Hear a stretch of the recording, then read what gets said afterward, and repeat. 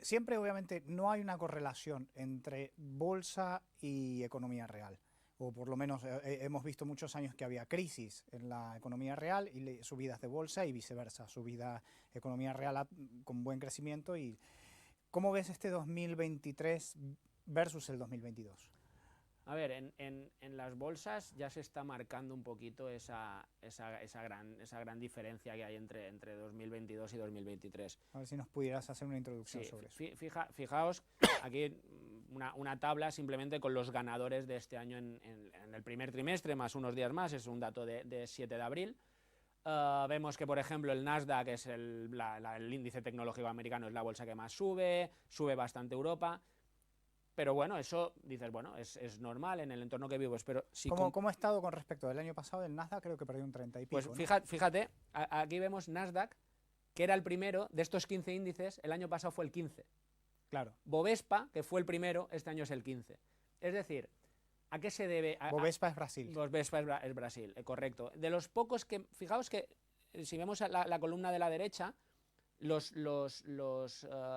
índices que más han recuperado eran los peores. Es decir, correcto, prácticamente es girar la tabla y vemos cómo, pues por ejemplo, Nasdaq ha subido 14 posiciones, el MIB italiano 8, el Eurostock 5, ¿vale? Es decir, subidas, el mundo ha cambiado. ¿Y por qué ha cambiado? ¿Por qué ha cambiado el mundo?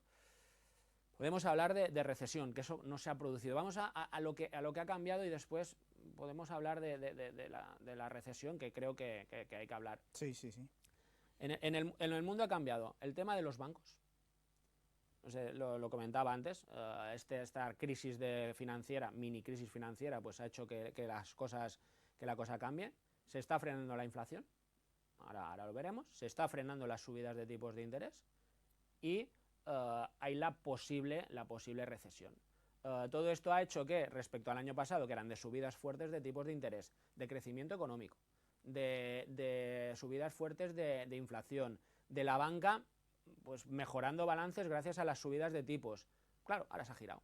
Correcto. Demasiadas subidas de tipos que están frenando, inflación que se está frenando, etcétera, etcétera. Por esto que decíamos antes, que los bancos centrales tal vez se pasaron de rosca un poco, ¿no? Sí, porque todo el mundo le estaba diciendo frenen, que nos cargamos la economía. Claro, cuando antes todo el mundo les decía aprieta un poco. Claro. Que no podemos tener 6 años de tipos de interés negativos, que no podemos tener una inflación tan creciente, porque al final la gente tiene que entender que cuando hay mucho dinero en circulación, cuando bajan mucho los tipos de interés, cuando el Banco Central Europeo o la Reserva Federal Americana hace inyecciones de liquidez, lo que provoca es que ese dinero llegue más a las familias y a las empresas. Si yo pido un préstamo al 0%, pues pediré más dinero que si me lo pido al 6%, ¿vale?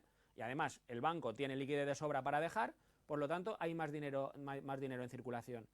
¿Qué pasa en cualquier activo que hay demasiado de ese activo? Que eso pierde valor.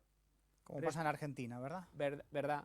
O sea, sobre emisión monetaria a lo bestia y claro, inflación al 100%. Pero claro, porque el dinero pierde valor. ¿Respecto a qué? Me dirás, no, yo tengo mis 100 euros. No, pierde valor respecto a lo que compras con ese dinero. Hay demasiado. ¿Vale? Entonces, tus 100 euros son 100 euros, pero los 100 cafés que hacías antes con 100 euros, ahora son 50. Correcto. ¿Vale? Entonces, esa es la forma de perder